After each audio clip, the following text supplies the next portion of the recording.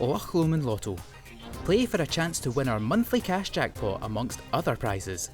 By entering, you're directly supporting Loch Lomond TV, our community-led media platform, and helping to fund local good causes.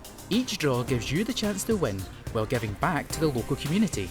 For more information, visit our website, lochlomondtv.com, or follow us on social media at Loch Lomond TV.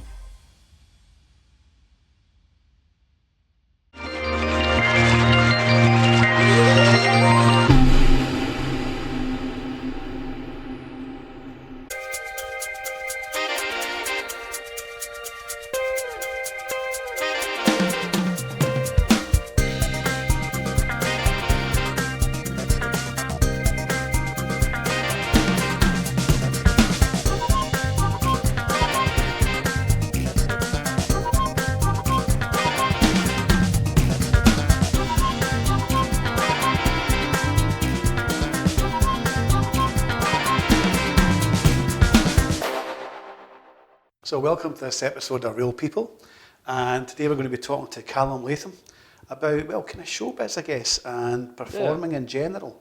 What is it you do? What do you like doing most? So, I would say I'm a singer first. So at college, at the moment I'm doing the production side of things, but performing's where it's at and is what I want to do. So I singing and like comedy. Okay, and what kind of who influences you singing wise? Who are your kind of heroes? See, this is how I taught myself to sing. I would just copy people. Right. So it started. Mimic them or yeah, so I would mimic them. Oh, so okay. it started with like Elvis, right, and then it went to was a few musical theatre names. I still do it to this day.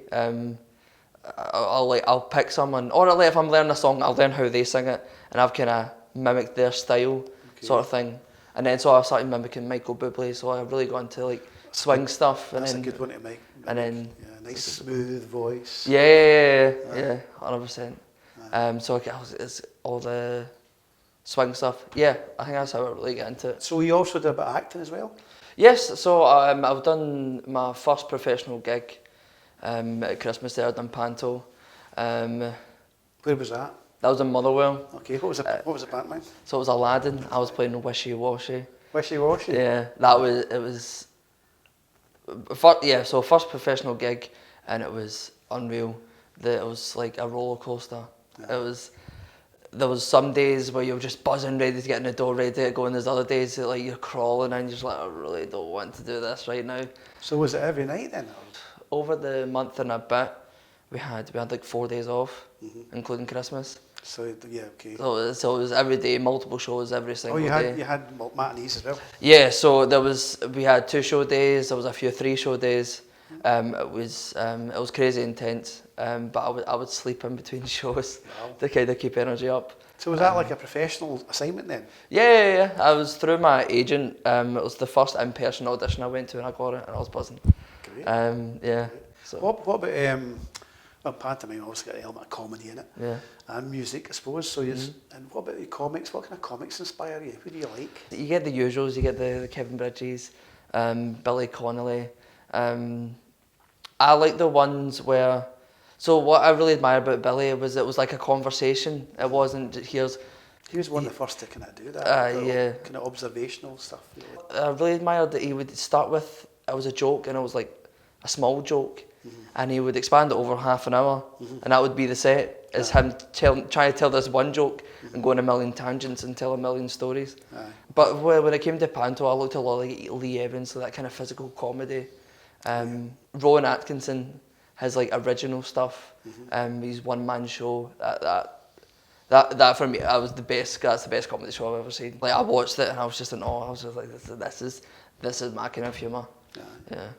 No, it's good. I mean, I've been watching recently a guy called Jimmy on. I don't know if you know, he's an Irish guy. Jimmy on. It's just one name. Yeah. And he's on YouTube and things. But the guy is just so small wee things, you know, about changing beds and things like that. Yeah, can that be funny?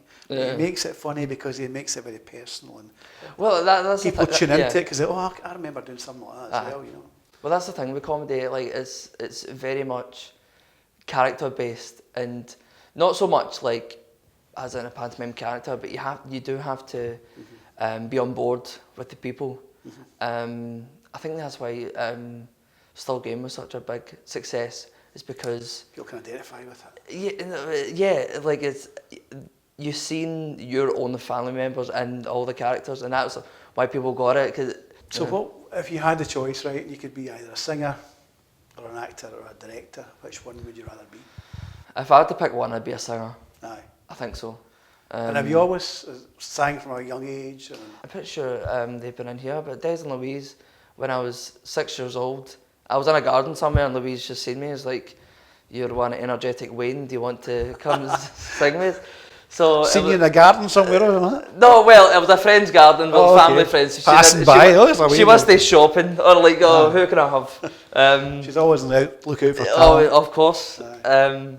Back then it was all about I just enjoyed doing things. And then it kind of, when I got to about 13 to 14, and my voice dropped, I was really starting to get, that's when I was copying the other singers. So I was getting all right with it. Elvis, a wee high falsetto, it needs to be that deep. Is there something you did performing-wise that didn't go well that you learnt something from? I've done, so I used to do competitions, singing competitions, and I went down to London for the final, and I didn't warm up properly. The song was a really ambitious song. It was Heaven on Their Minds from Jesus Christ Superstar, the opening number, and I'd sang it before, and I was like, yeah, like if I'm really warmed up and I'm feeling it, I can do it. But those days were. Is that the one that really high? It's quite a high. Yeah. I think maybe Gethsemane. That's getting really high. But Ian Gillan doing that and and stuff like that. Yeah. This one's from the opening number. Okay. So I went down, sang that, and I don't want to say it was a humbling experience, but there was voice cracks. It was just not a good feeling, and I kind of just went, it's one of those things. So you learned, you got to warm up and prepare for it a bit more. Yeah, there's been loads of things where I've so I had a audition a few months back, and I went safe with the kind of stuff I was doing. Okay. But afterwards, when I was doing my reflective journal, I was like, I could have used that as an opportunity to show who I am creatively, and done, because I think they're looking for a legit song, and I sang Stars from it. It was a good song, but loads of people bringing in random stuff. I'm pretty sure somebody in the audition room brought in a song. It was like a pop song, but they've turned it. So people really doing their own thing with it. Aye. What's your take on things like X Factor and Pop Idol and things like that? I mean, I don't want to shoot yourself in the foot by saying, oh, never. But do you think they're good for sort of showcase new talent, or how does? I think if the people of those things were like, our thing is to showcase new talent, I think there's better ways to go about it than, I don't know. I'm really not. I never watched them. Right. Well, that answers my question. But my house did. Aye. Like mum and dad would watch Britain's Got Talent and stuff. And so after every episode, you just hear, oh, they just won because they're entertaining. And I was like, well, yeah. Like, that's the whole point. It is, or sometimes like, oh, they weren't good. It was like. It sounds to me as if you're kind of coming up more from grassroots in a way, so you're going for auditions for pantomime, for this, for that, and gaining experience all the way. I'm kind of lenient on myself in that, and that I am not the finished article right now, and as a performer, I will never be. You're very young, well, maybe not, but who is? But I think people will never. But I think if you're totally satisfied with yourself. Well, it's one of those things. Maybe kidding yourself on. I think as artists and as creative people, we're constantly like, oh, there's something else we could do. Oh, we can make that bigger or make that. I know. I still get nervous before I do things. Yes, I don't get nervous to do things, but I'm quite bad for shaking, like during and afterwards. I don't get nervous. Maybe you're saying during the performance. But on that day, maybe in the afternoon, a wee pang of, I don't know if I want to do this. And then when you actually get into adrenaline kicks in, and you don't even remember it sometimes. But listen, Callum, I just want to thank you for coming in. Yeah. And it's been interesting to get your insight into what you're doing and what you hope to do. Seems to me you've got the right attitude, so I wish you every success, pal. Thank you. Okay. Thanks very much. So I just want to say, Callum, thank you again for coming on this episode of Real People. And until next time, bye.